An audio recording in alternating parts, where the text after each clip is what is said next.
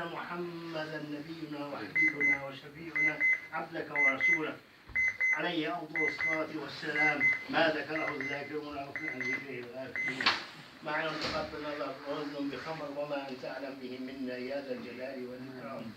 اللهم يا رحمن يا رحيم يا حي يا قيوم يا قدوس برحمتك نستغيث.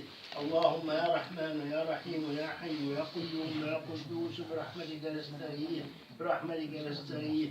اللهم جمعتنا هذا اليوم لمناسبة توفي أخينا أبو السعيد، اللهم كما رحمته فوق الأرض فارحمه تحت الأرض ويوم العرض. اللهم كما رحمته فوق الأرض ارحمه تحت الأرض ويوم العرض عليك. اللهم كما جمعتنا من أجل الدعاء له فاجمعنا معه في الفردوس الأعلى من غير عذاب ولا سابق حساب، إنك أنت الكريم إنك أنت الغفور الرحيم. اللهم اجعل ذريته الذرية الصالحة التي تتبحر وترجو أن رب اغفر لي وارحمني ولوالداي، رب اغفر لهما وارحمهما كبار صغيرا. اللهم اطرح البركة فيهما، اللهم اطرح البركة في زوجه، اللهم اطرح البركة في ذريته وذرية ذريته واجعلها جميعا من عبادك الصالحين يا أرحم الراحمين. اللهم اجعل قبره نورا على نور، اللهم اجعل قبره نورا على نور، اللهم اجعل قبره نورا على نور، رياضا من رياض الجنة يا أرحم الراحمين. اللهم ابدله دارا خيرا من داره، أهلا خيرا من أهله، واجمعنا معه يا أرحم الراحمين في فردوسك الأعلى. اللهم يا أرحم الراحمين لا تجعل لنا في ساعتنا هذه من ذنبا إلا غفرته، ولا عيبا إلا سترته، ولا عورة إلا سترتها، ولا دينا إلا قضيته، ولا هما إلا فرجته، ولا غما إلا كشفته يا أرحم الراحمين، ولا حزنا إلا جنيته.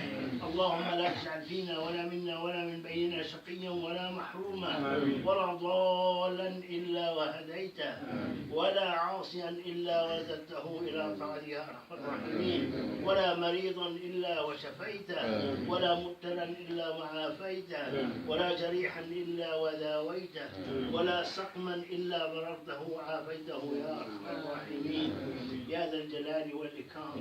اللهم ولا ميتا إلا غفرته ورحمته، ولا ميتا إلا غفرته ورحمته، وميتا غفرته ورحمته يا أرحم الراحمين. اللهم إنك عفو كريم جواد رحيم تحب العفو فاعف عنا. اللهم اغفر لنا ذنوبنا ما علمنا وما نعلم، وما أنت به أنت أعلم، إنك أنت علام الغيوب.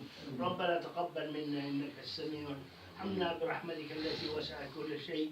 وصلى اللهم على نبينا محمد خاتم الأنبياء والمرسلين خير الأنام وإمام الأنبياء والمرسلين، وآخر دعوانا دائما أبدا الحمد لله رب العالمين.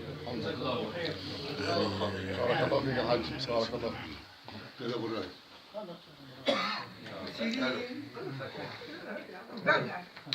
اليوم 5 يناير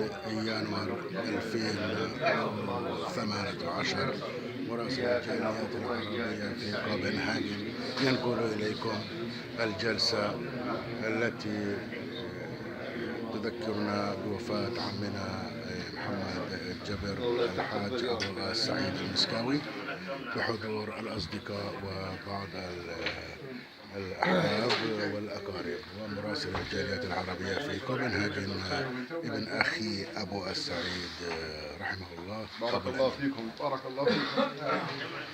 والله محبتنا إلكم يعني نفس محبة أبوي إلكم، كان كثير يحبكم يا إخوان. والله كان يحبكم وكان دائما يذكركم بالخير، يعني لدرجة إنه يكون معزوم عندنا في البيت يلغي العزومة ويجي عندكم من كثر محبته إلكم. فإن شاء الله تدوم المحبة، إن شاء الله تدوم المحبة بيناتنا، وإحنا أولادكم وما إن إلا أنتم ترشدونا للخير كمان، وأي غلط تشوفوه منا إحنا جاهزين لتصحيح الأغلاط. إحنا أولادكم وإن شاء الله الله يوفقنا ووفق أولادكم ووفقنا جميعا والله يرحم جميع موتانا. آمين. الفاتحة على جميع أرواح موتانا المسلمين والمسلمات. بسم الله الرحمن الرحيم الحمد لله رب العالمين الرحمن الرحيم مالك يوم الدين إياك نعبد وإياك نستعين. آمين. جزاكم الله كل خير. هي كلمة من ابن عمي أبو محمد سعيد جبر. هذه الكلمة يشكر الحضور ويثني على الجميع بحضورهم، وبهذه المناسبة يذكرهم بأنه نعم من البارين لوالديه وبارين لأصحابه أيضا.